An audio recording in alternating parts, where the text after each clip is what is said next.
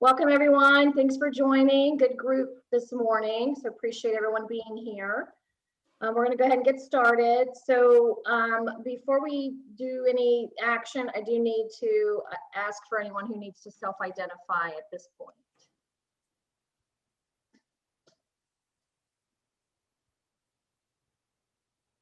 Okay, very good. First action item is the approval of the minutes from the January 12th meeting. Those were in your packet. So if I could get a motion to approve those, that would be great.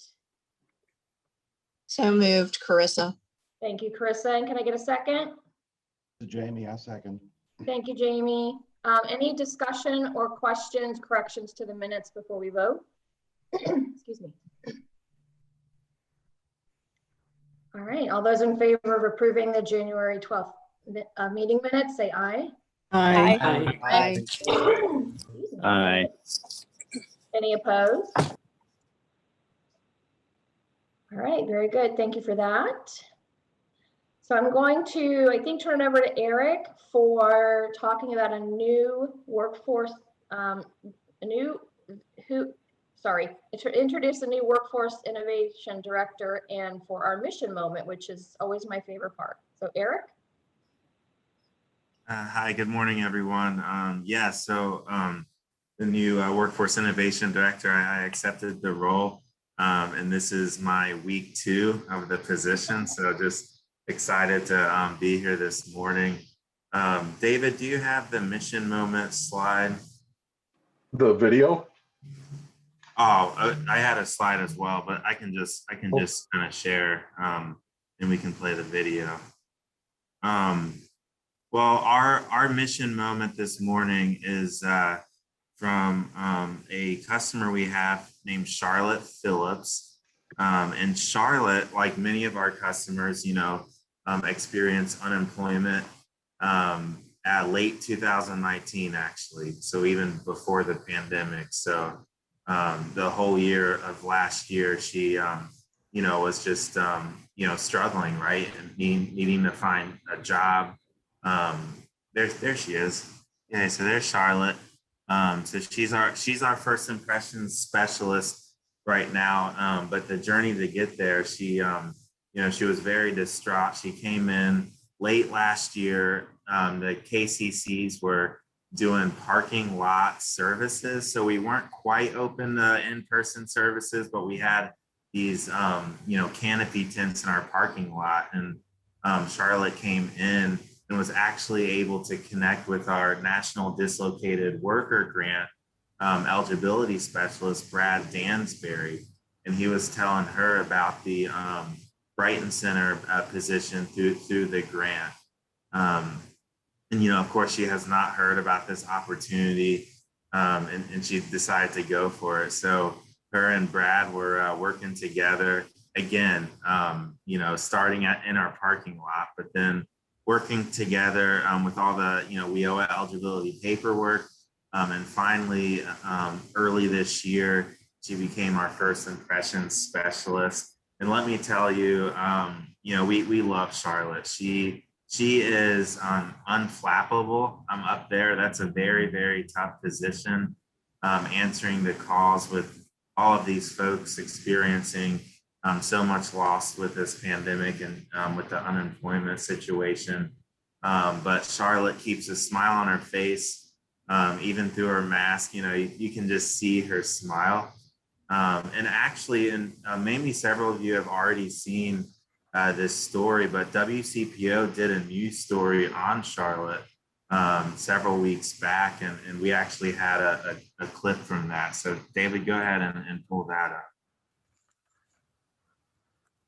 Will certainly be remembered for how COVID-19 took so much from us. For many, that means their jobs. But the Northern Kentucky Career Center says a lot of companies are desperate to hire new workers. Which is positive news, really. And, it has programs to train and educate people to find new careers. And our own Josh Brzon explains how staff really hope that helps address what they call a workforce disconnect. Less than a month ago, Charlotte Phillips was out of a job, unsure what to do next. Good afternoon, the Kentucky Career Center. This is Charlotte. How can I help you? I was scared beyond belief. Not only was the country uncertain about its future, I was uncertain about mine as well. Looking for answers with unemployment questions, she came to the Kentucky Career Center Northern Kentucky office in Covington. The staff are not able to help with unemployment claims, but they did connect Phillips with other resources. There's a lot of people looking for work, but there are jobs available for individuals, and we're really trying to bridge that gap for job seekers and employers. This has been very fulfilling, being able to help people like me who are in need of services and guidance and resources. The Career Center reopened for in-person appointments this month and brought Phillips in on a temporary role through the Northern Kentucky Career Link program, which was specifically created to help people impacted by COVID-19 get back on their feet and find work. A lot of it was a trial by fire. I jumped in. I saw an immediate need. The Northern Kentucky Workforce Investment Board, Brighton Center, and Career Center work together to connect people with education.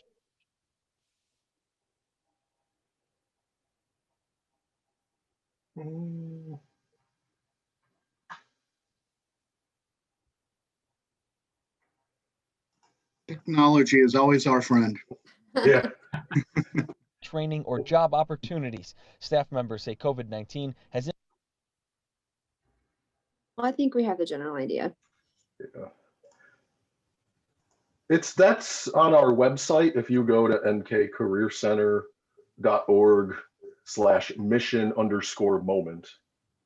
And it's also being served directly from WCPO. That's probably why it's a little jittery this morning.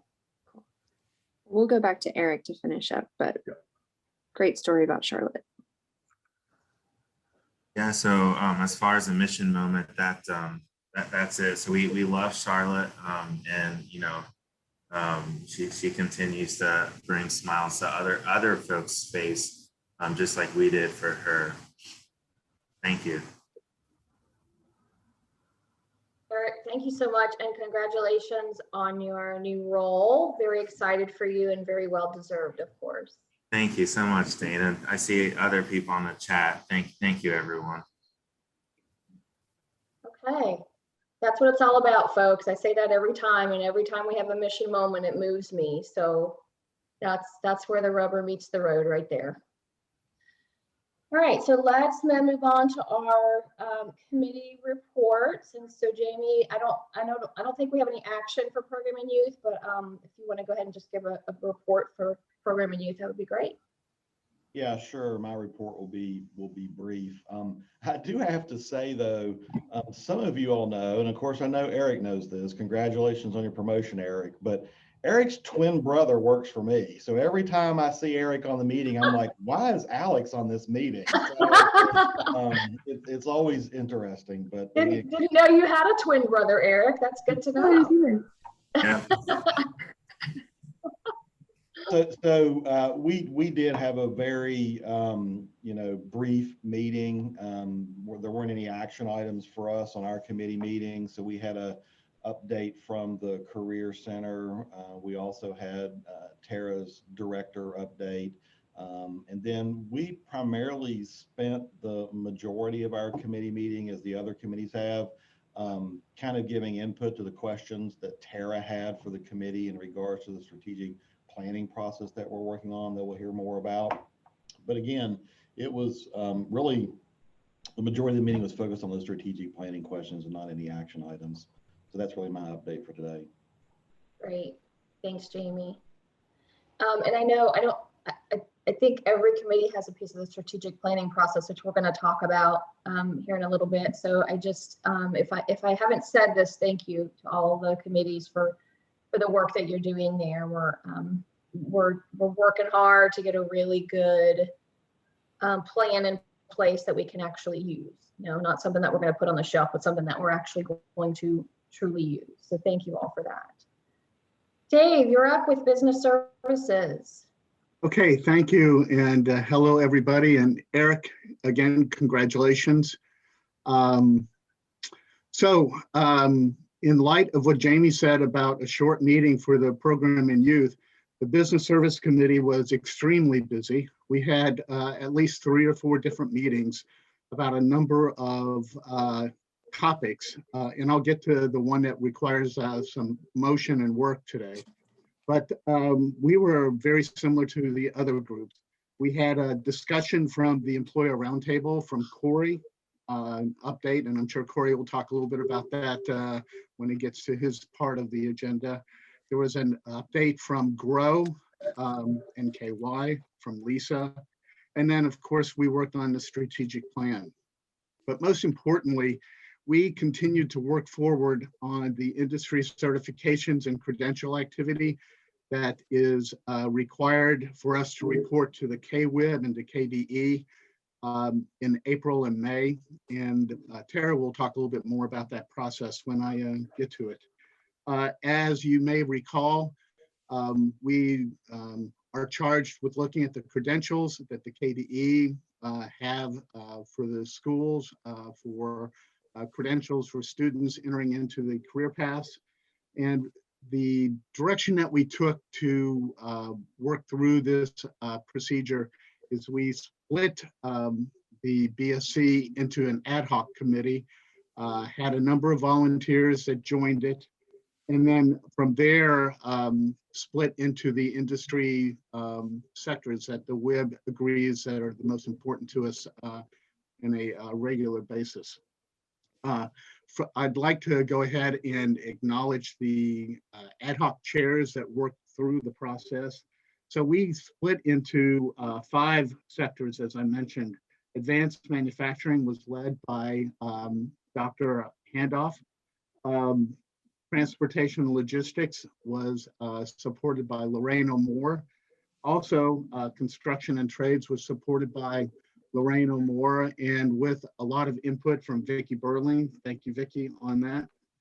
Healthcare was led by the Health Collaborative, but primarily consisting of Zach Morgan from the, I'm not sure his Kentucky Chamber. I thought it was the chamber. Thank you, Tara. Hope Arthur from the Health Collaborative, and then Shelley Baker, with a lot of strong support from Jamie Parsons and St. E. And then finally, the IT business and finance side was led by Ellen Bates and Eric Owsley. So Tara, would it be possible to get the certification recommendations on the screen? Is that possible? Yes. Okay. Yes. So as that's coming up on the screen, the ad hoc group looked at all the credentials that were listed, and then met with businesses and educators to go through the need to add any additional certifications, make any deletions, or update. And so they came back with about 17 additions. And when we get that up on the screen, I'll Hey, Dave, yes. I'm sorry, just 1 second. Hey, David Klockner, can you Do you pull want me up, to? yeah, I can't connect to SharePoint for some reason. Sorry. Yep. Thanks. Sorry, Okay, Dave. great. Thank you. So this is the synopsis of what the group came back through, and I'll walk you through that. And then I have the page with the details as well, Dave. So. Right. Can you get If a there's little any, bit bigger on the page, David? Can you make it a little bit bigger? Yep. Thank you. You're welcome. thank you. So as you can see, listed in the KDE manual, they have a little over 380 approved credentials and certifications already. And that is through 15 industry sectors as they have defined. As I mentioned, what we did is we took our 5 sectors that we looked at, and then we looked at the credentials that were tied to those sectors. Now, it's important to keep in mind that there are certifications that go across a number of different sectors. OSHA requirements might be in 2 or 3 different ones. There could be some IT credentials that go across a number of different sectors also. So as a rule, we looked at all the ones that were tied to those sectors, as I mentioned. So the ad hoc committee actually looked at a little over 330 actual credentials or certifications. So over 80% were actually reviewed by the group. You can see by the target sector below in the third area, the number of certifications that were reviewed by each one of those groups, the additions, deletions, and updates that were recommended, with a total at the very bottom. So you can see that IT and business and finance asked for 10 additions, which was the largest, and transportation and logistics asked for 3, which was the smallest.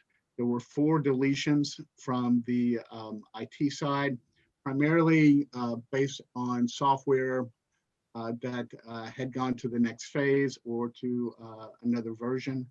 And then there was 1 update where there was some addition that was asked for. So we have a total number of changes, 17 with 4 deletions. And then just before I open up for any kind of discussion, we did outreach to well over 100 business partners through this process. We engaged 25 unique partners and 4 coalitions. I'll let Tara talk a little bit about the dynamics of that. But first, before I do that, I would like to ask, are there any questions about the process?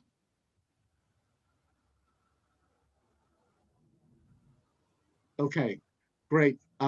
So before we go for a motion, Tara, do you want to add anything as far as the actual process or any more about this? Yeah.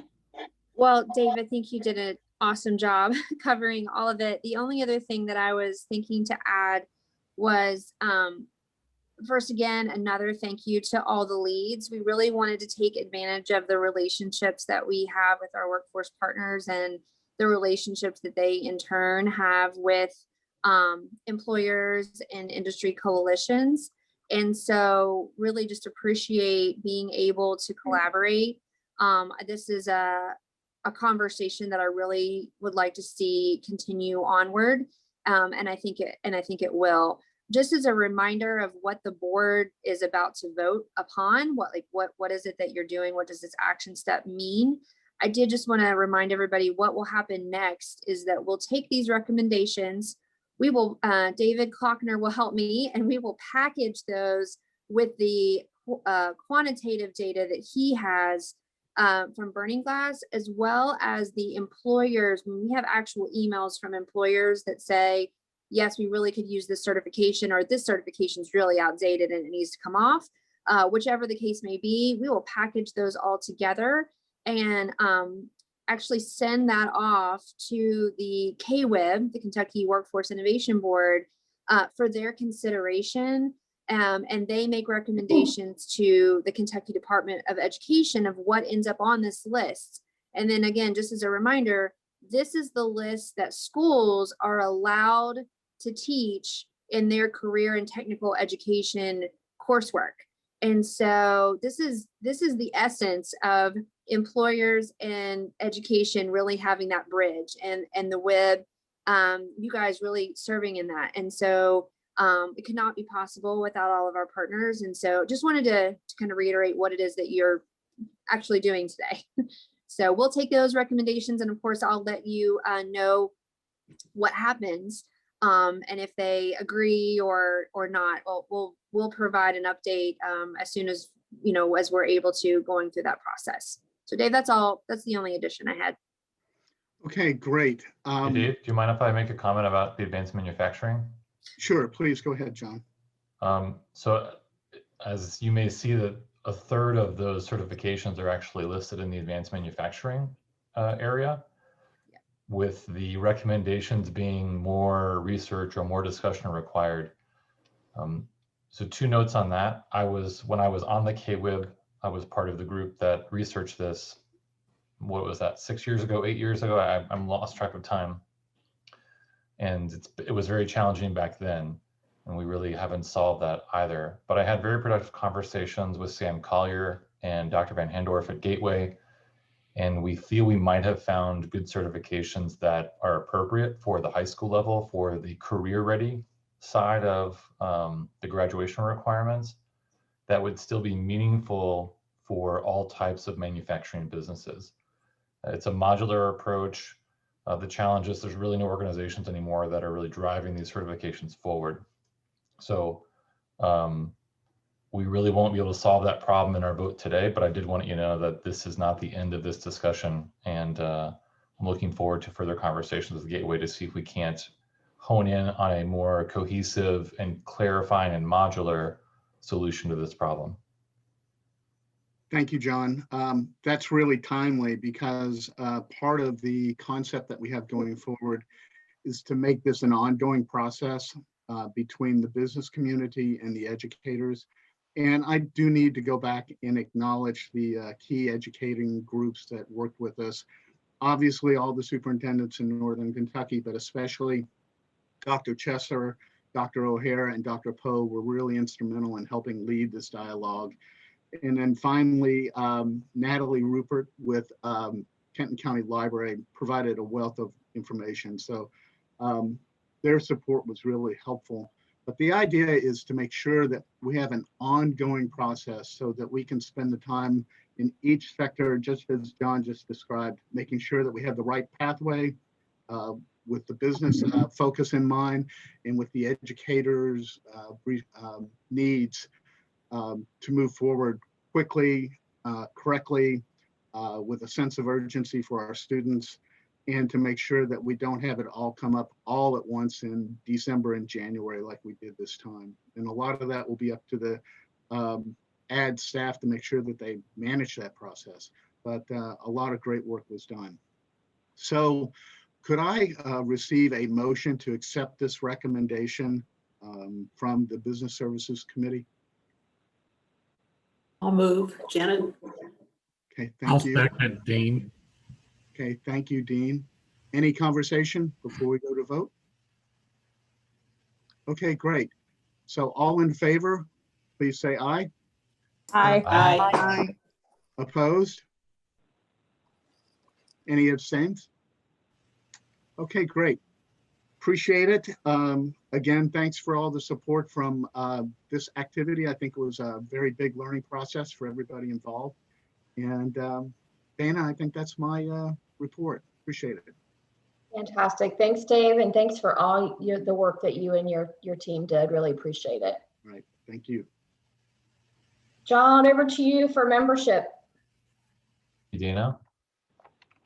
So I'm actually going to move my bullet points around a little bit. I'd like to do the new board nominees first. Today we have two in our packet. Both are replacement board positions. The first is Gina Stowe from CBG. She is taking the seat that was previously occupied by Sybil Murphy. There is a little bit of background on Gina in your packet. And the second one is for Anna Larson, who is backfilling the spot previously held by Danita Pickett for adult education. So for each of those nominations, I'm looking for a motion for each individually and then a second. I'll make the motion. Brent for the first. I'll second. Was that Brent that we just need to make sure we're capturing. So Brent made it first and I think Rhonda seconded. Correct. Thank you. So we'll do the votes separately. All those in favor of approving the nomination of Gina Stowe, say aye. Aye. Aye. Aye. Any opposed? Any abstentions? Okay. Gina, welcome to the board. Thank you very much. I'm happy to And for Anna Larson, all those in favor, please say aye. be. Aye. Aye. Aye. Any opposed? Any abstentions? Passes as well. Anna, welcome to the board. Well, thank you so much. And by the way, if Anna serves on multiple WIBs, so she can bring some additional perspective of outside our region as well, and board operations. So we're looking forward to both Gina and Anna's voices on our Oh, board. thank you. Yeah, I'm actually on 6. 6. Sure. Wow. God, I thought it was 4. What was I thinking? So that should get an award or something. I know, right? And I just want to say thank you, because she's going to help us with our local plan, that whole civics question that we really didn't know about. And she's jumped in and is going to provide that material for us. So I'm very excited about that. Yes, Katie Jo, I promise I'm working on it. I've been behind the scenes working on it. okay, the next item where we need to take action is the approving of our bylaws. So last board meeting, we presented the revisions to the bylaws. And after the meeting, we sent out hard copies to each of you. And now is the time to take action. So before we do that, I want to remind people, what are we voting on here? And essentially, the changes to the bylaws were primarily to provide more clarity and to eliminate what I would call confusing language, specifically in the area of terms for officers, for the qualifications required to serve as board chair, and the nomination process for board officers. So the changes are all redlined in your packet starting on page 11. I'd like to entertain any questions or open discussion before we actually move forward on the action part of this process. Perfect. Okay, so may I get a motion to approve? I the did changes? have a question. I'm sorry. Yeah, go ahead, At Katrina. one point in time, we talked about in trying to have some language about inclusion and equity, and I don't know if that made it into there. I didn't see anything about that, or that's going to be addressed somewhere differently, because, go ahead. No, I appreciate that question and that reminder. So the decision was made not to put it into the bylaws, but it is a very key topic of conversation in our strategic planning discussions. So that was the focus of the last meeting, was really that in terms of how that shows up on our mission, visions, and value statements. Yeah, so thanks, John. I was just gonna add, we're actually gonna have a conversation about that a little bit at the end of the meeting, but it was determined to have both included in the value statement that we already have a specific inclusion state bullet, and then to have a freestanding diversity, equity, and inclusion document as well.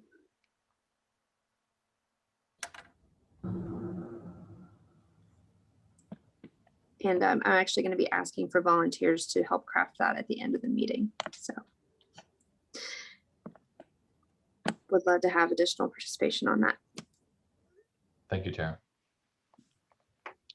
So can I get a motion to approve the changes in the bylaws? Shannon, so moved. Shannon, thank you. And a second? I'll second. This is Dave. Thank you, Dave. All those in favor of the changes to the bylaws, please say aye. Aye. Aye. Aye. Aye. Aye. Any opposed? Or abstentions? Motion carries. Thank you very much. Okay, so regarding officers, again, we talked about the terms expiring for our officer positions. So those include chairperson, vice chair, secretary, and treasurer. If you are interested in serving in one of those capacities, I encourage you to reach out to me or to Tara or anyone else on the MBO committee. Likewise, if you believe there is a great person that you think should serve in one of those roles and you would like to volunteer them for that, please share that recommendation to me as well, and I would be happy to have a conversation. What I did want to do today was just to help provide some context as to what it means to serve as an officer. And I've asked the current officers to just briefly give a short overview of what that has meant for them as they serve in those roles. So Katie Jo, if you would sort of facilitate who goes first and second, I'll let you manage that process. Well, let's just start out with Dana Dobbs, our chair, and then go Dana, Carissa as coach.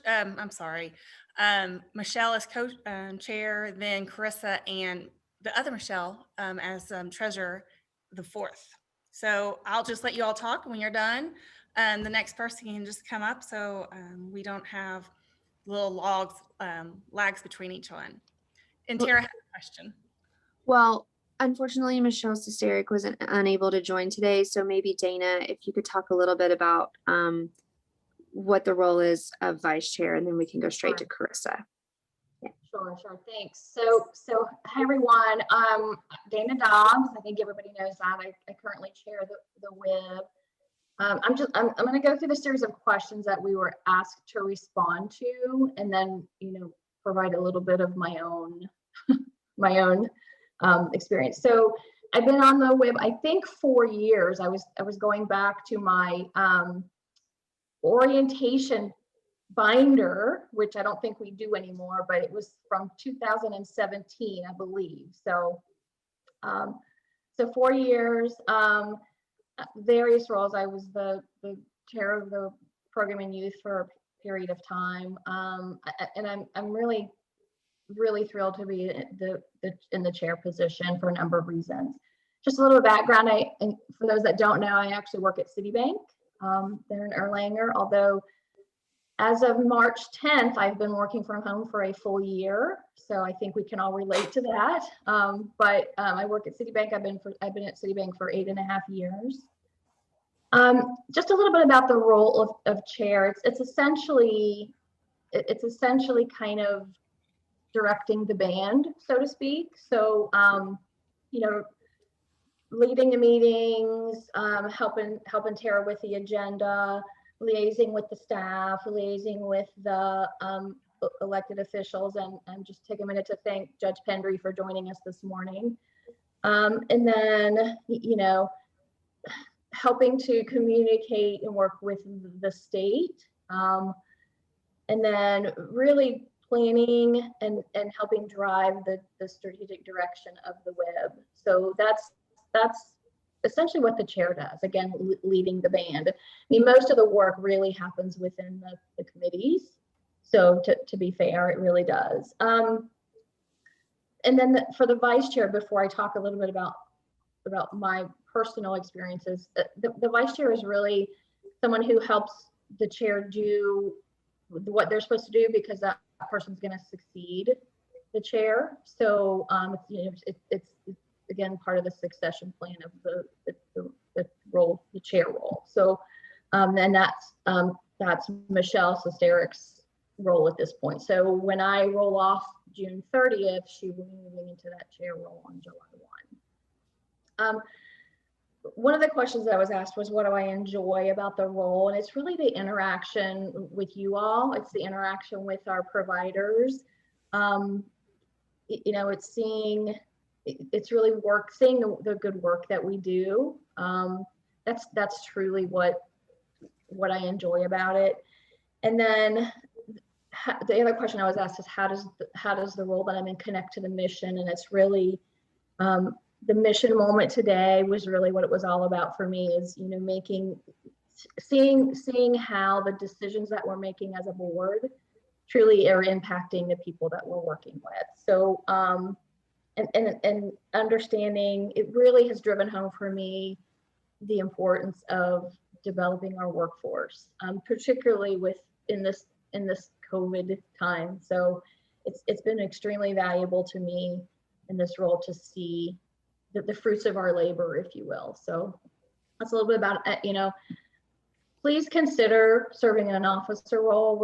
The rest of the officers are going to talk about what they do and kind of what it means to them, but it's so fulfilling. I think all of us at varying degrees on this board have felt that, but I encourage you, if you have an interest, even if it's a little maybe out of your comfort zone.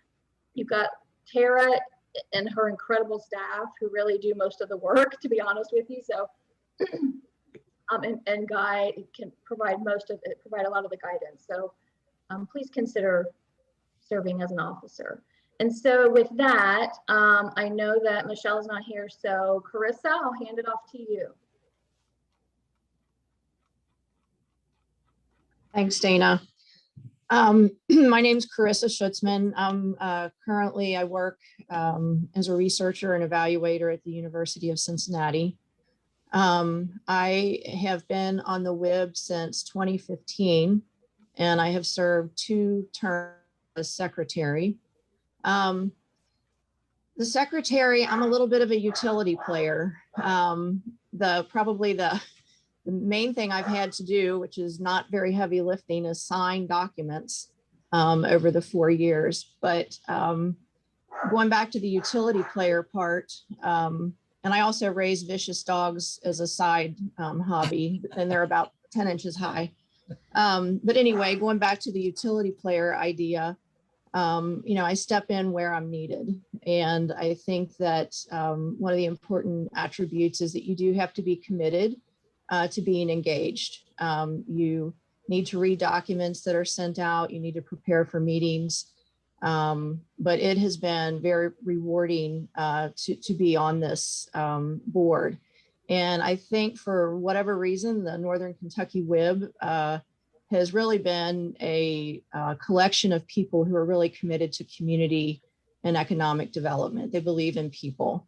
And I think that Tara and her staff reflect that as well. So it really is an honor to be shoulder to shoulder with the people on the board, as well as serving, the population in our community. I think for me, interestingly enough, I've always been on the education side, but even starting back in the 90s, I was connected to School to Work and Tech Prep, which were the initial programs around workforce development for K through 12 students. And then moving on to higher education, I've always kept a connection to that workforce development piece. For me, one of the most rewarding pieces has also been, seeing how people use the WIOA money. I can't emphasize enough how that is life-changing to people. And we used to see that so much at Gateway, and particularly when I was involved in the workforce development area there, that, we had, and I had a passion for single moms who, were looking to make a livable wage and become independent. And that WIOA money and our partnership with the Kentucky Career Center was vital to make that happen. So my pitch to you, as you think about becoming a member of the executive committee, becoming an officer, I would have this to say: do not be deterred by the fact that you may not know everything. I think for me, one of the greatest things that I enjoy in life is I love to do things where I learn new stuff. And when Barb Stewart came to me initially to serve as an officer, my first knee-jerk reaction was like, gosh, Barb, I don't really know enough about it. I've only been on the WIB for, at that time, a couple of years. But she said, you know what, that's not the important thing. The important thing is that you want to learn and serve. So I really encourage you. Tara's been wonderful to work with, and she will guide you and mentor you along the way. So if you have the passion for the work, please consider stepping up and fulfilling one of the officer roles. Thank you. Michelle, yep, go ahead, Michelle, sorry. Oh, that's okay. This is Michelle Tyson, and I have been I'm with Cummins Incorporated, and I have been a member of the WIB board for 6 years, I believe. And currently my role is treasurer for the executive committee. And I also sit on the business services committee as well. My responsibilities are basically to just review financials and ask questions where necessary. I enjoy this role because it helped fill in a lot of the gaps for me as a regular WIB member. When you are part of the executive committee, you are I don't want to say read in, but you have access to additional information and details that just kind of, for me, helped complete the big picture. And that was important for me. As far as helping me better connect to the mission of the WIB, I would say it's just that it has helped me understand what we're trying to do and how we're going about doing it a lot better. It's allowed me to get involved a little bit deeper. For example, with the strategic planning, it's been a great opportunity for me. As far as other members who are interested, I couldn't recommend it highly enough. Again, I've been on it for 6 years, and I'm sad to say that my tenure will be up in like June-ish, and that I'm just kind of being vetted out from time.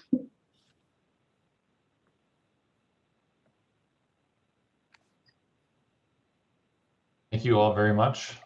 So again, if you're interested or you have someone in mind, please reach out and we'll help you understand how that works. Okay, finally, we have our member spotlight, and today it's Brian Bozeman from Skanska. Hello. Can everybody hear me? I guess maybe a thumbs up somewhere out there. All right, awesome. And David, it looks like you're going to share slides, and I'm going to move as quickly as possible, maybe get us back on track a little bit. So you can go ahead and advance to the next slide. So I thought I'd start a little bit about who is Skanska and then a little bit about who is Brian Bozeman. So Skanska was founded in Sweden in 1887. So we've been around for quite a while.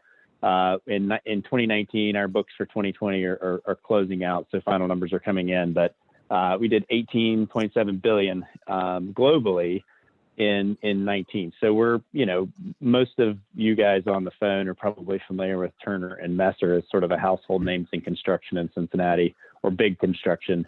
We're kind of the other Turner. So I don't like to market that too much. That's not a great sales pitch for me. But at the same time, it's a recognizable name that you guys could wrap your head around. So next slide.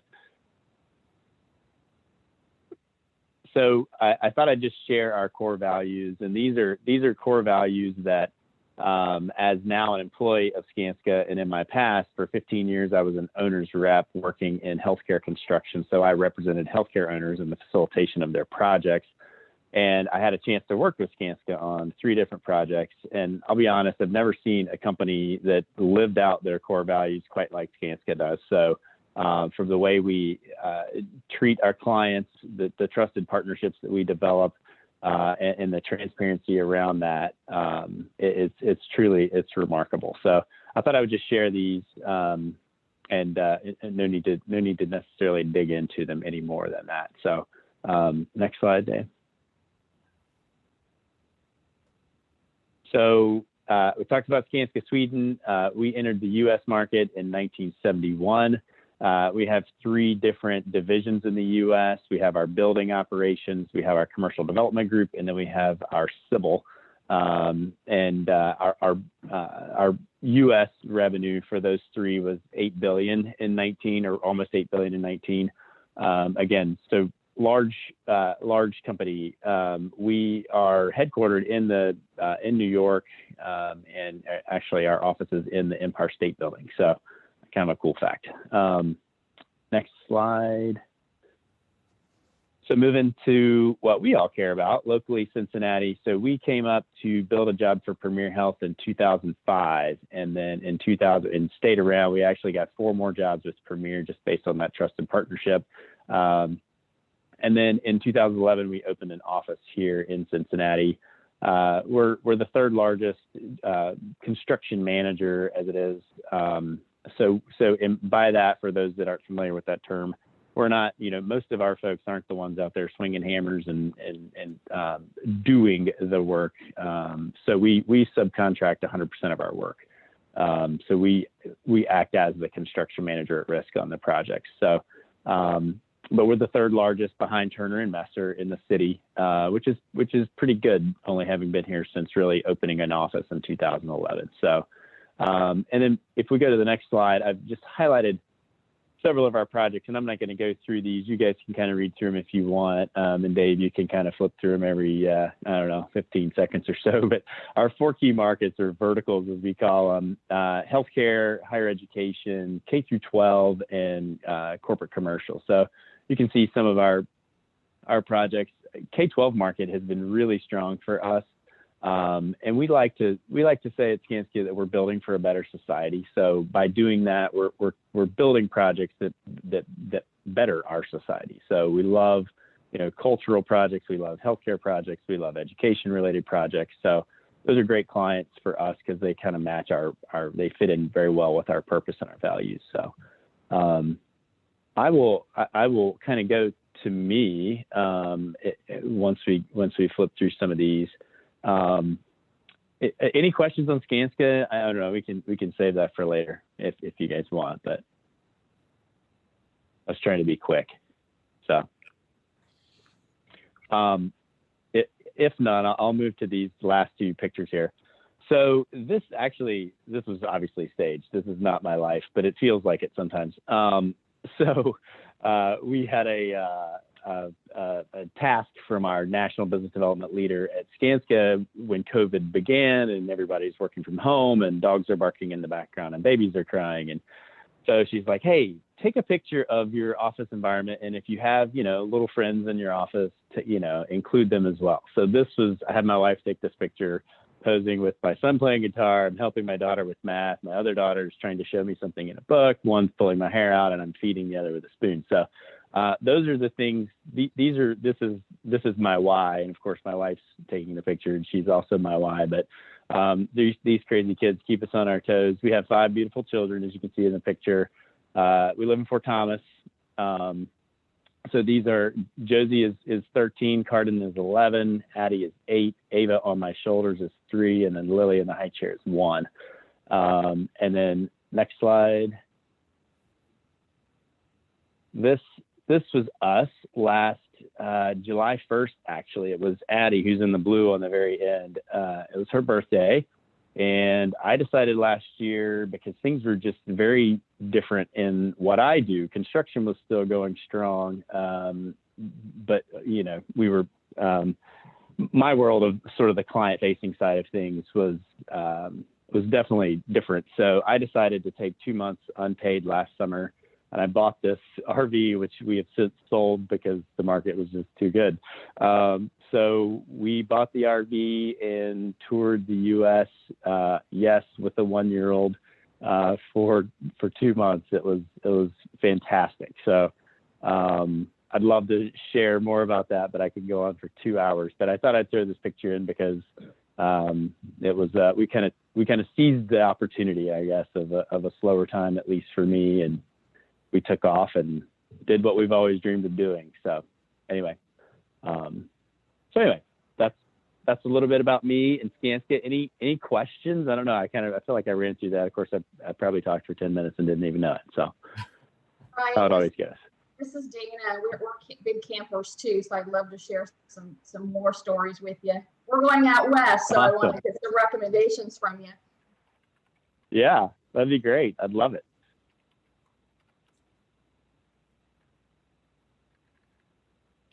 And Brian, the process is to nominate the next person for this. I think Tara's going next. I've heard. So. Oh, wow. You were supposed to be more subtle about that. There was more spontaneous. I appreciate that, Brian. Thanks so much for telling us more, showing us more about you and your story, and also your company. Really helps us to merge together as a board, and I think the more we get to know each other as people and understand who we are, it helps us work more effectively together for our mission. Absolutely. Thanks for having me. All right. That concludes my report. Tina. Fantastic. Thank you, John, and thank you again, Brian. Appreciate that. I love the crazy family picture. I think all of us can relate to that in some way, shape, or form right now. So thank you for that. All right, so executive committee, this is going to be brief. I'm going to try to get us a little bit back on track time-wise. So we spent a lot of time talking about the strategic plan. And so Tara, chime in if I say something if I leave anything out or say something that's not right. But essentially, we're working on a local regional plan for WIOA, or at least for the state. And then in conjunction with that, we're working on a strategic plan for the Northern Kentucky WIB. So we're doing those things in concert.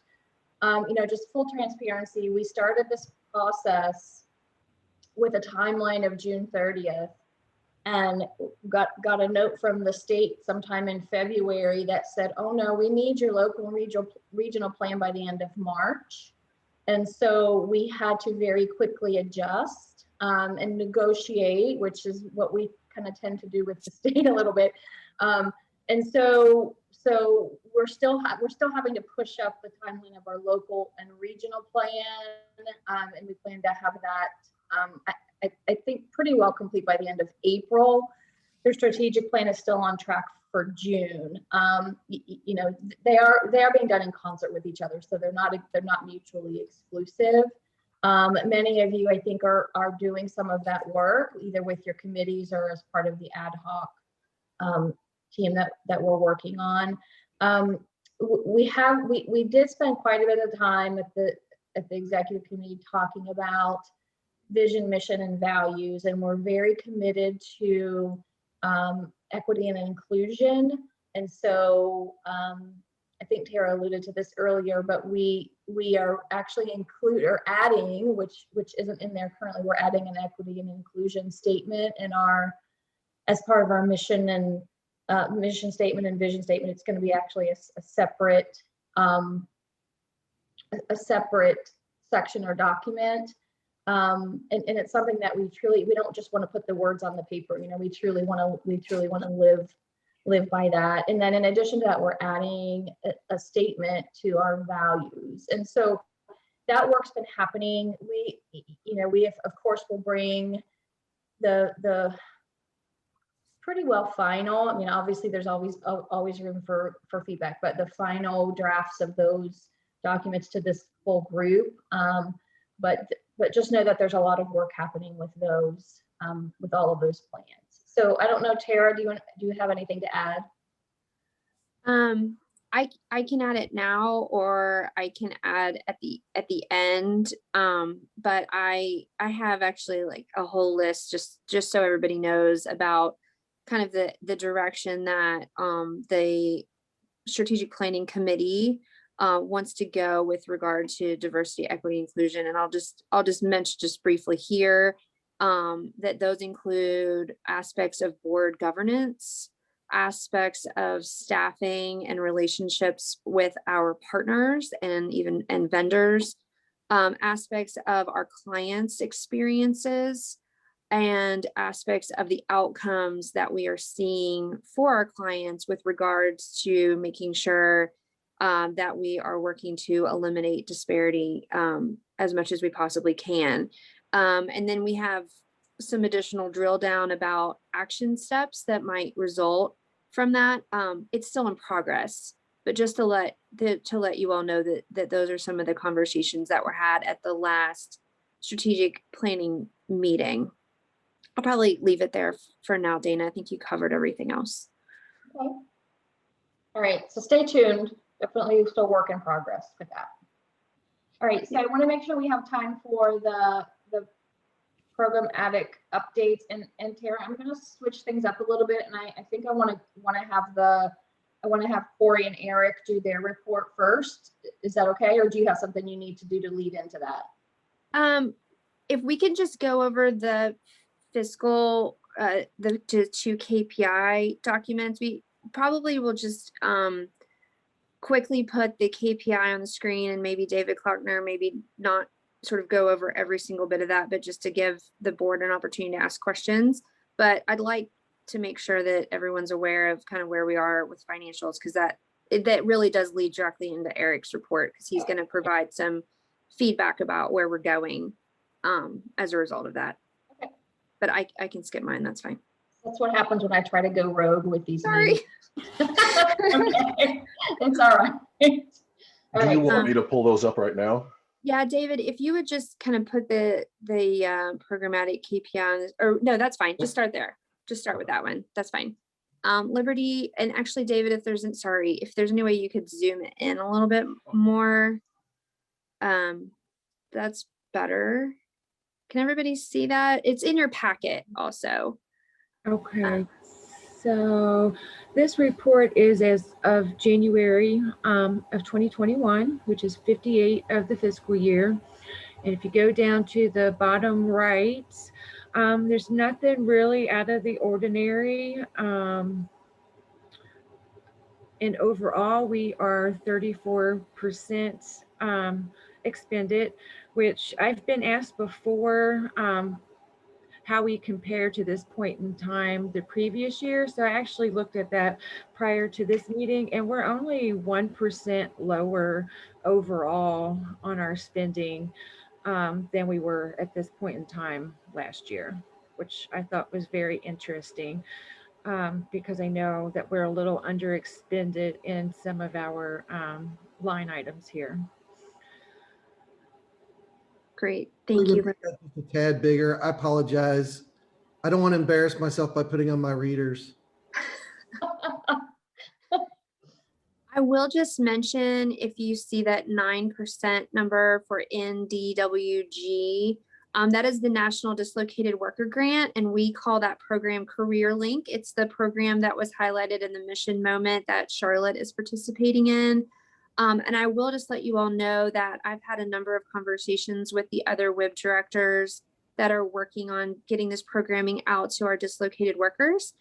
It's been a little bit bigger of a challenge than we all imagined. A number of the other regions are a little slower than they would have wanted as well as we are.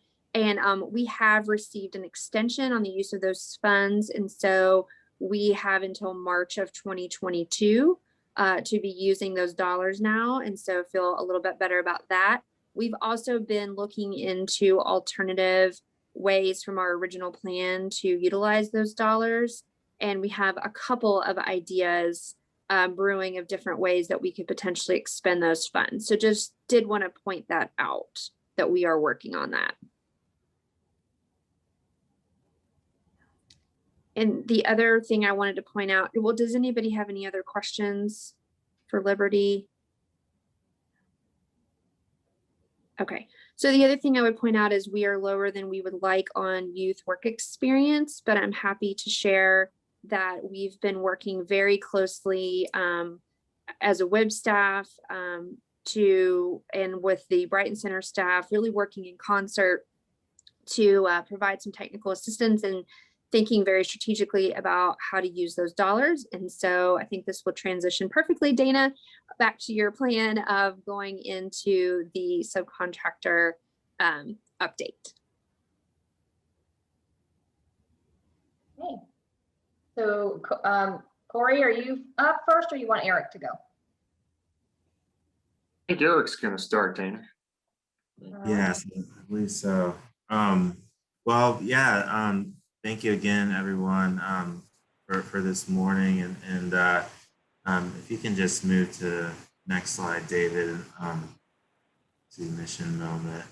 Just wanted to provide a few updates today. There you go. This past week, we've had a rapid response. Our business services have had a rapid response with Eagle Manufacturing. You know, there's 135 effective workers at the facility. And I've been working with them the past couple of months, connecting them with 17 employers. So that's been really fruitful. But this past week at the event, we've had 28 attendees and a featured employer. Mobile was able to make it. And it was a great event. In fact, because of the rapid response event, we were able to connect one gentleman with Gateway as he was interested in the CDL opportunity. And another gentleman was interested in Office of Vocational Rehab Services. So we had a few community partners on the call. So it was a very good, fruitful time. Looking at the job fairs, you know, we had our first signature job fair of the year, February 11th, New Year, New Career. So this one focused a little bit more on job quality, which has been an ongoing discussion, the past couple of years, but really wanted to hand select 14 employers who we thought promoted good job quality and connect our job seekers with those opportunities. So we did have 26 attendees at the event. It was 2 different sessions. We're continuing to look at how to make our job fairs better during this environment. Looking for our next opportunity is a young adult and teen job fair at the end of the month, March 30th. I'm getting ahead of myself. I actually have a whole slide on that. But wanted to point out a few job seeker services. So we've been really doing these, I'm calling them, lack of a better term, traveling workshops. And, we had one for Newport High School parents in January. And we're having one at the end of this month for us Northern Kentucky Scholar House residents on March 25th. Our team is doing an incredible job with these workshops, getting a lot of great feedback and connecting these customers with critical skills. We are planning a series of Grant County workshops at our KCC Williamstown location. These will include digital literacy, Microsoft Word, Microsoft Excel courses. And again, our workshop team is really hitting it out of the park with the planning on that. Wanted to highlight our Kentucky Essential Skills certification. Since October, we've had 34 individuals get connected to KESC, and again, receiving those critical soft skills. We've really ramped up Kentucky Essential Skills recently. We're doing them in a virtual format, and Susanna Courtney and her team with Kentucky Essential Skills, they've been doing an incredible job and working with different participants from several different partners, including Northern Kentucky Community Action Commission. They've been a great partner with us, Housing Authority of Covington, and then the Brighton Recovery Center. Just recently, several of those women, 12 of those received their credential. And again, these credentials are signed by the Lieutenant Governor of Kentucky. Launched a new program, the SAMHSA grant, the Lift Up program, working with individuals in the recovery space. So we have Rachel Snass that joined us earlier in February, and she's connecting customers to the Journey Recovery Center at St. Elizabeth, and she's working with them intensively. Right now, she's working with about 7 customers, and I believe even a few more since I've made this update. And she's working on things like work supports, right?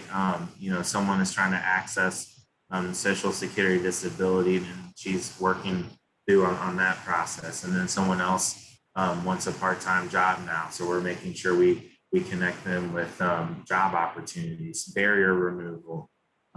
So we have a great talent development, specialist in Rachel that is working with those folks. Go to the next slide.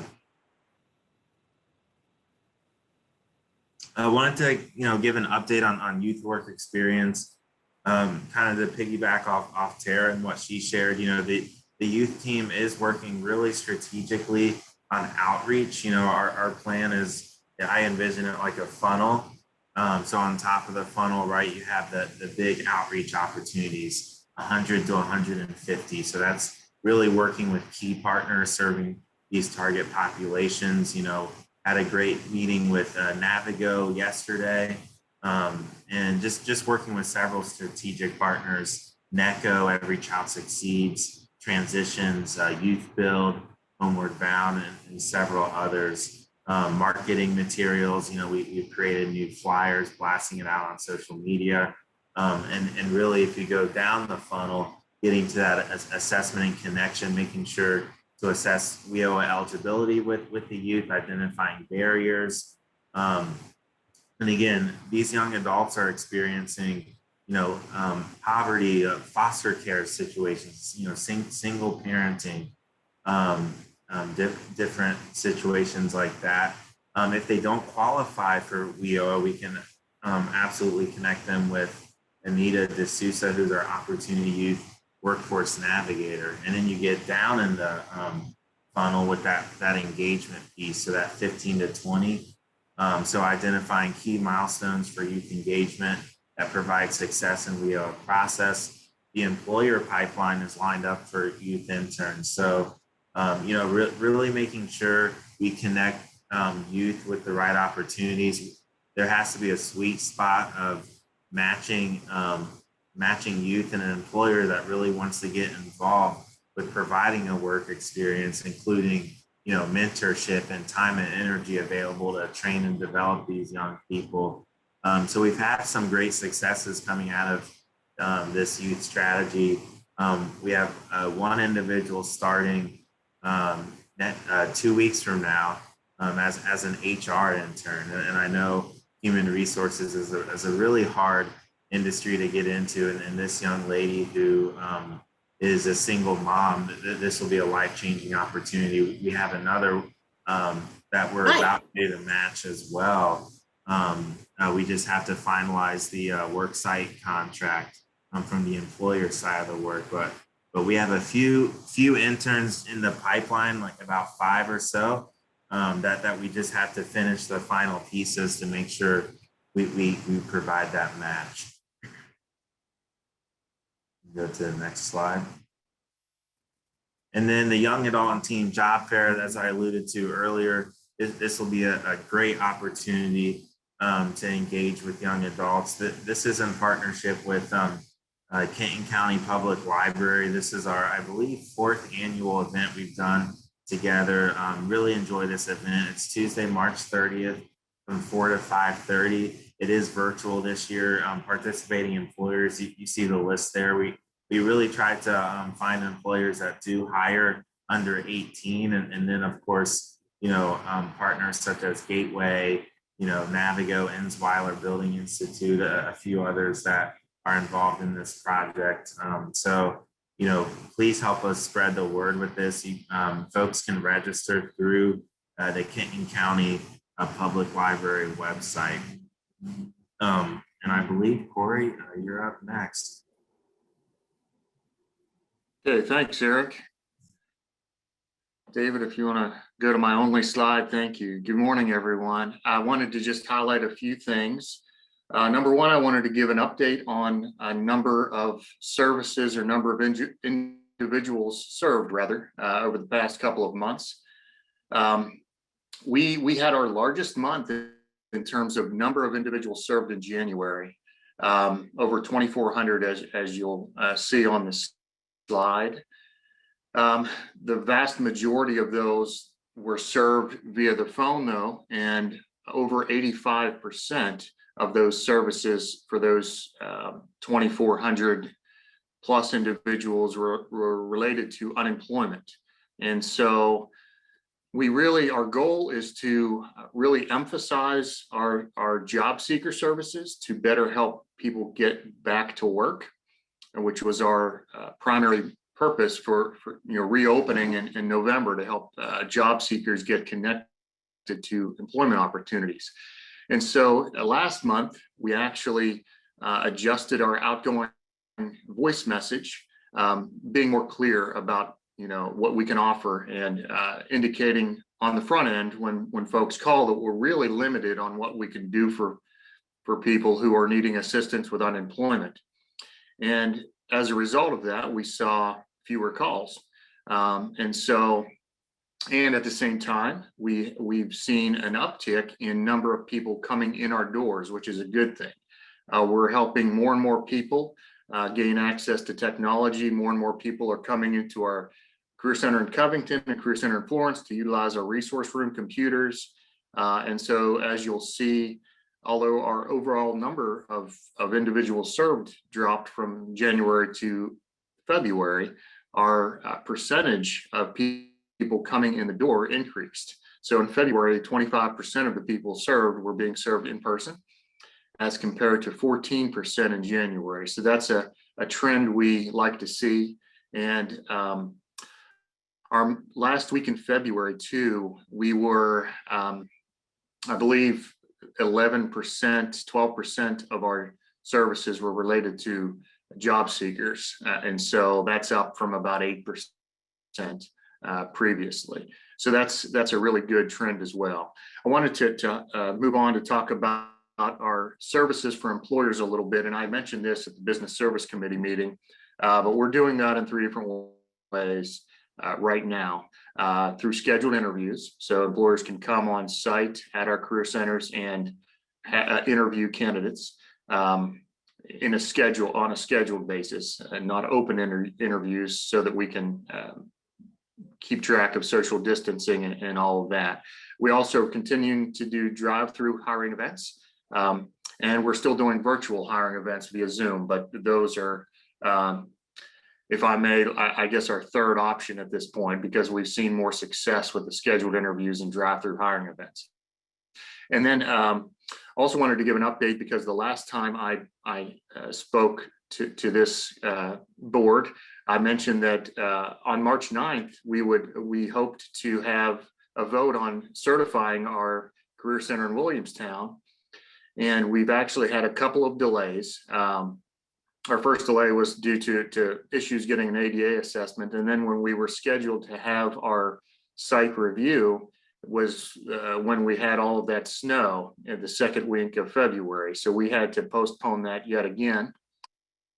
But we actually, as you might notice on the last bullet there, our site visit review is now set for this afternoon. And so we're excited to get that in place, have that meeting today at 1 o'clock. So more to come. Hopefully that goes well, and maybe at our next meeting we might be able to vote on certifying our location in Williamstown as an affiliate career center. And one other thing that's not on this slide that I wanted to mention, because Dave Fleischer mentioned it early on in the meeting, we are, the Northern Kentucky Workforce Partner Roundtable continues to be active, and we're making some good headway in terms of establishing a mechanism for collecting and sharing employer data amongst the Northern Kentucky workforce partners. And we just had a really good meeting yesterday, in fact, and we've decided to move forward with utilizing NKWIB, which is the Salesforce platform that our business service representatives use. We're going to use NKWIB as a way for the workforce partners to start collecting and sharing data together. So that's going to be a little bit of a process, but just so everyone knows, that goal is moving forward. So we're really happy about that. And that's all I have. Thank you. Hey, Corey, can I ask a quick question? Sure. So great report, as always, both to you and Eric. So the one with the drive-through and the in-person events versus the virtual, when you said there's more success, is it more people coming, or is it quality of candidates? Like what's your determination of success for that? More people. Okay, thanks. Yes, the virtual events have not resulted in, and Eric, please chime in if you want, but we've seen, for a 2-hour virtual hiring event, we've seen single digits in terms of number of job seekers attending. Okay, thanks. Yeah, and just to jump in real quick, yeah, we are seeing that technology equity and piece in play, where several of our candidates are just uncomfortable with using a computer, so that is a challenge. That's what I wondered, but good for you all for continuing to be innovative and trying different options. Thanks. Thanks, Shannon. Hey, Corey, do you have any programming specifically for entrepreneurs or people that are trying to get into entrepreneurship? I don't know if there's any type of funding available for those that may even have their own small business. We do not currently, Katrina, but I would love to have that conversation, actually. That's something I talked to a couple folks about recently internally, about what an opportunity that is. If you'd like to talk, I'd be happy to talk more about that. Definitely. Okay. Thank you. There's a Britt Fitzpatrick leads a group. North. And Blue she's with North. the Triad, and it's Blue a lot of entrepreneurial focus on that, Katrina. If you have not met her, she might be someone good to talk to.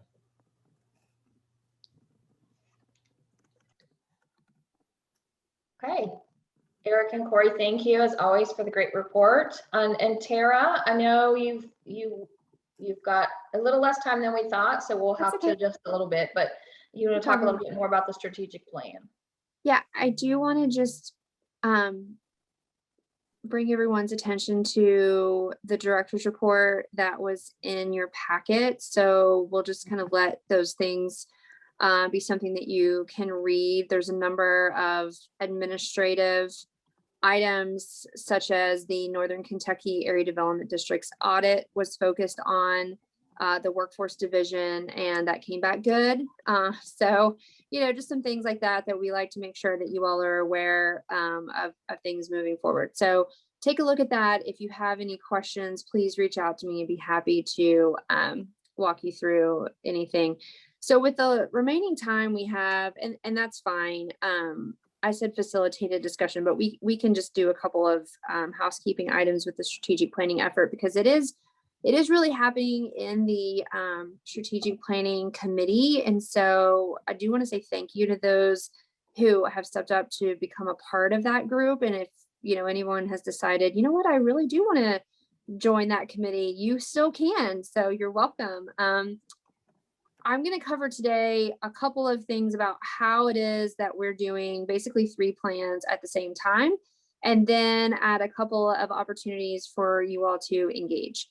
So as Dana mentioned, we have our WIOA plans. We have a requirement to do what we call a local plan, which is our 8 counties. And then we partner with other local areas. So Lexington, Louisville, and the Bardstown area, which is Lincoln Trail, to do a regional plan. Everything that you've been doing in your committees over the last month especially, was really working on getting that, I say that plan because we kind of coordinate them into one, getting that done. And so as a staff, especially Katie Jo Kirkpatrick, I want to say thank you to her. She has been taking everyone's feedback, everyone's ideas, and also working with the other areas and getting that all into a draft. We'll be working through that over the next couple weeks when I'm in jury duty on Thursday. I'm sure I'm going to be reading and editing. And because yes, I still have jury duty. It's now been a month or a year and a quarter. We will be getting that out to the committee, and eventually by the end of this month, getting that out for the public comment period, which is a required component of that plan, with the target date again of being April. We're also taking all of the work that's happening with these are very comprehensive plans. They're very detailed, they're very tactical, exactly how do we do certain things. And really helping drive key trends and elements into what will become your board strategic plan. So I can tell you already that I believe we're still on track to have that board strategic planning document ready for a vote in May. So in April, a lot of the work will continue to finalize that. In order to get that done is a pretty aggressive timeline. We do have a number of different groups working on different aspects. So everything that Dave Fleischer mentioned that he was working on with the Business Services Committee, all of that is getting wrapped up into the key information about our economy, about employer needs regarding talent, key occupations for hiring, etc. And we will hopefully be able to share, now that you guys have voted, all of that information with you on a website. So David Klockner, this is just a reminder to us both that we need to get that up on there and out to everybody. Regarding the trends that we're seeing, we really see 4 areas of focus coming and out that we really, I think, will probably end up seeing in the strategic plan. One is definitely diversity, equity, and inclusion. As was mentioned, we are working on a standalone statement. We do have 2 volunteers from the Strategic Planning Committee who have volunteered to work. I'm sorry, actually 3 volunteers that have volunteered to work on that. So we have Lisa Morris, Shannon Sarkey Taylor, and Dr. Figueroa, who will be helping craft that. anyone else is welcome.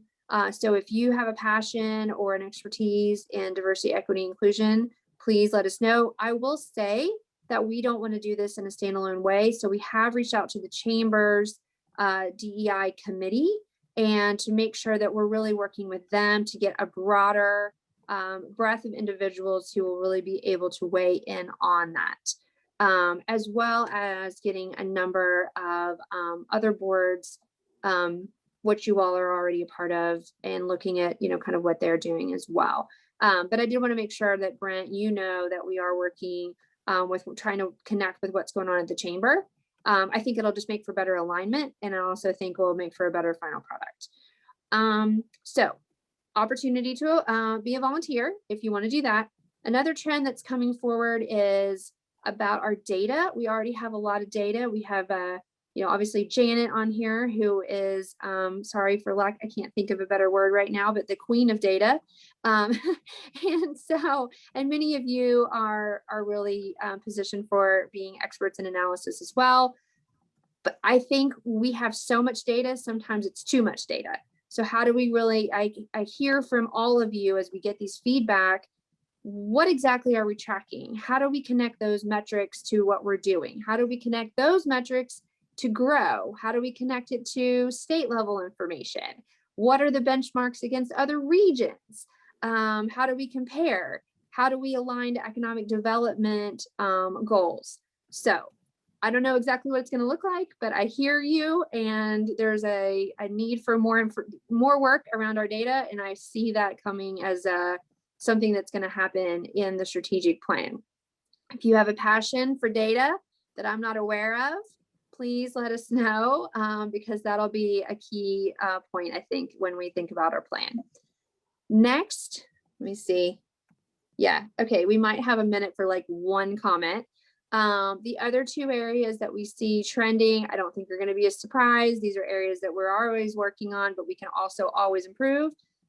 Employer services and client services, right? Those are constantly, those are the key of what this group is all about, is our outcomes for our clients, and our clients are job seekers, and our clients are employers. So I am curious if anyone on the strategic planning committee wants to comment about any of the work, or wants to ask a question of anybody else on the board that maybe you think is relevant. We got about 5 minutes, so we're going to do it a little bit differently than we had planned, but that's okay. Anybody? Dana, any thoughts about what you've been seeing? No? Okay, well, then I can ask a question, that's fine. Regarding employer services, so many of you are employers. The Career Center team is getting comments and questions and emails all the time saying, we need talent. Please help us find, the people that we need to fill these positions. National and state level information shows us that some of that is about upskilling. We also know some of that is about eliminating barriers, which is why you heard about the Lift Up grant that we're really trying to work with the population with substance use disorder coming out of recovery. We also know it can be barriers like transportation. That actually came up in a virtual bus tour that we did in concert with the Lieutenant Governor yesterday. And we know it can be childcare, and we're working really closely with Learning Grove and EC Learn about, making sure that we understand, and Brighton Center actually as well, what's going on with childcare. How can we make sure that policies at least are thinking about availability and quality of childcare for people to be able to work. But I'm curious, as employers, we hear sometimes it's just about the quantity of people. Sometimes we hear it's about a certain skill set. We had a long conversation today about what is it the WIB can do. I'm curious if you all see anything, and this is a plan, right? So we don't necessarily have to have the answer, but in terms of, is it more study? Is it attraction? I'm just curious if our employers and our HR folks have any thoughts about, a direction that the WIB might go that's new regarding employer services and ways to help with this issue. Thanks, Jamie, so much for your comment. Thanks for joining. I know I got a couple people are going to have to jump off, but I did just want to provide an opportunity that if anyone had any specific ideas to serve our employers, since this group is so filled with you guys, that you had an opportunity to comment. I just say that the childcare is critical to our employers. 30% of our members at the chamber told us that lack of childcare is a barrier to getting employees back to work. That's part of why it's in that pillar 1 at Grow that we're focused on. A lot of our advocacy efforts have been around this, not only trying to get dollars for childcare, but also when we were talking about the vaccination process, trying to get childcare providers elevated along with teachers. So we've been doing a lot of advocacy on that front, and I applaud the WIB for having the conversation, because it is a long-term workforce issue, getting kids ready, and it's a short-term workforce issue, getting parents able to work now. And so let's keep having the conversation, see how we can continue to partner and help those providers. Great, thank you so much, Brent. And just in case anyone didn't know, I have joined the EC Learn Policy Committee.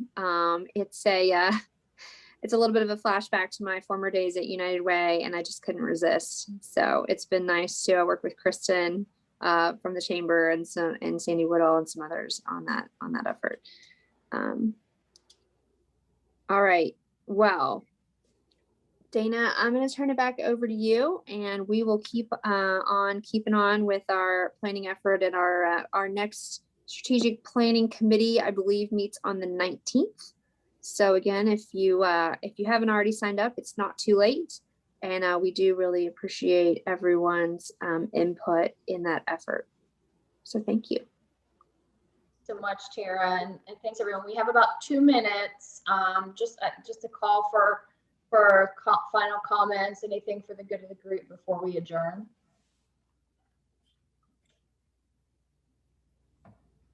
Sometimes this group is really, really talkative and sometimes not. So I guess we've been sitting for a while, so maybe it's time for a stretch break. So thanks everyone for joining, for all the great reports, all the work the committee's doing. Eric and Corey, all the work that you all are doing. Thank you so much. And I truly mean it when I say the mission moments really are what it's all about. And so keep those coming. And more to come on the strategic plan. And that was kind of my 30-second wrap up. So thanks everyone. Have a great rest of your day.